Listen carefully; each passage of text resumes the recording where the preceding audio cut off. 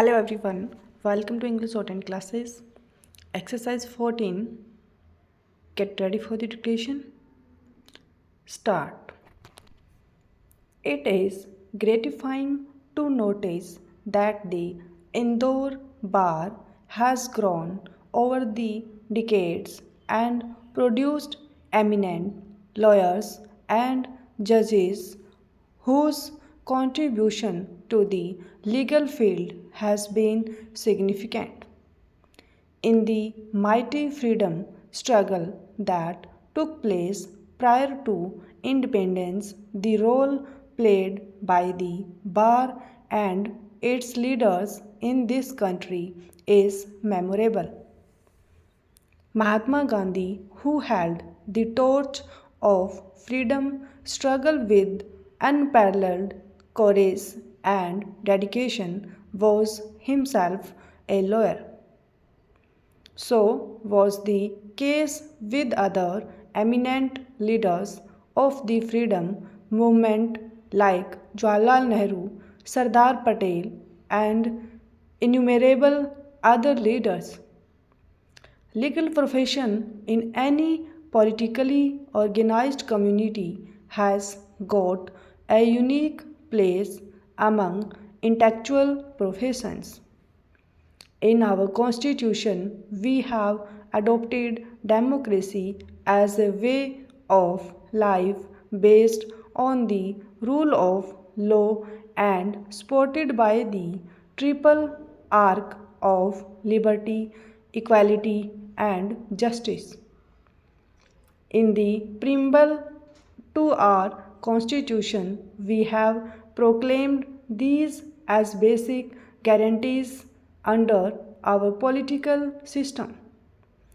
As you are aware, for a democratic system to function effectively, not only should there be meaningful checks and balances of various organs, but they must all be coordinated for ensuring the progress of a country.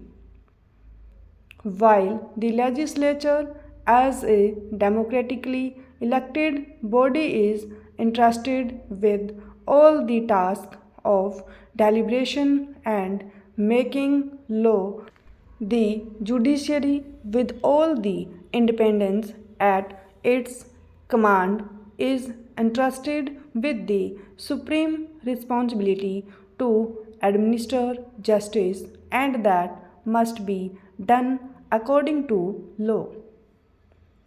Laws are made in the legislature not for adorning the statute books but to serve the purpose of socio-economic change.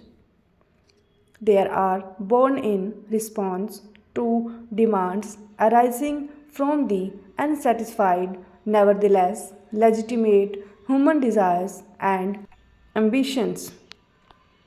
Indian philosophers consider the dharma, which embodies different laws and duties, as supreme.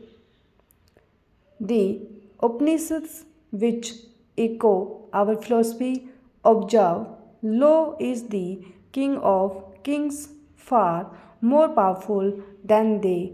There is nothing higher than law, and by its prowess as by that of the highest monarch in heaven, the will shall prevail over the strong, and justice will triumph. Neither the Constitution nor laws created unto the Constitution are ends in themselves. They are created for the purpose of meeting the challenges the society faces in social, economic, and political spheres as well from time to time.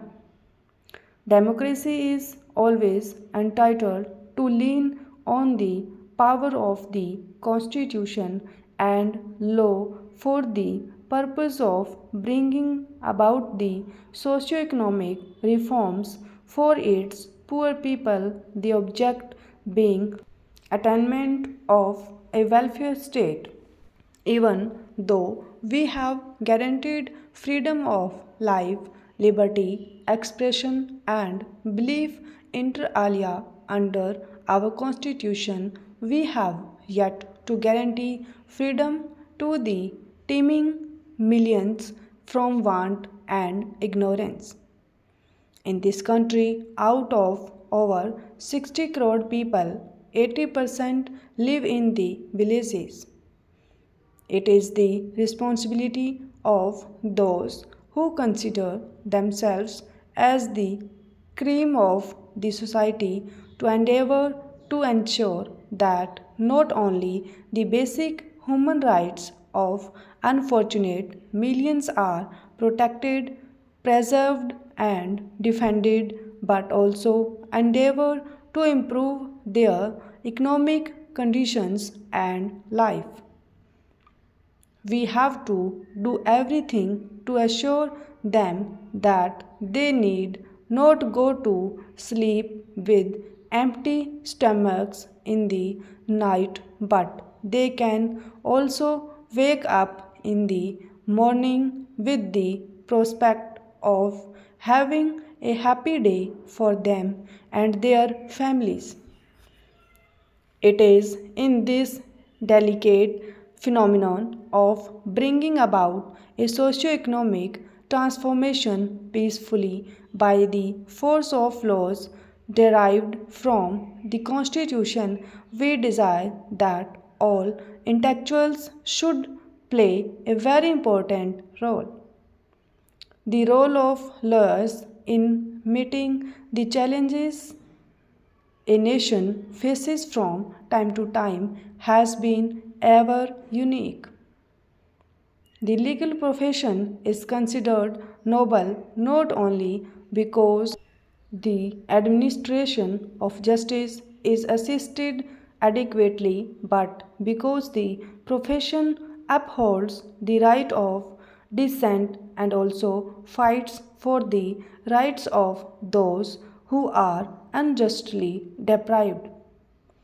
In the early days of the Greek and Roman empires, the functions of a state were exclusively confined to ensure security of the state and to administer justice.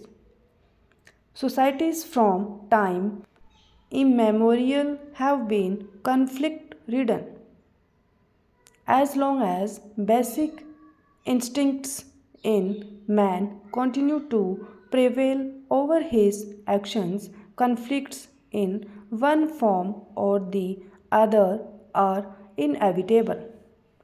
A state which fails to resolve conflicts through the instruments of law will no more enjoy the confidence of its subjects. It is in this context that members of the legal profession can help the courts in administering justice well and effectively.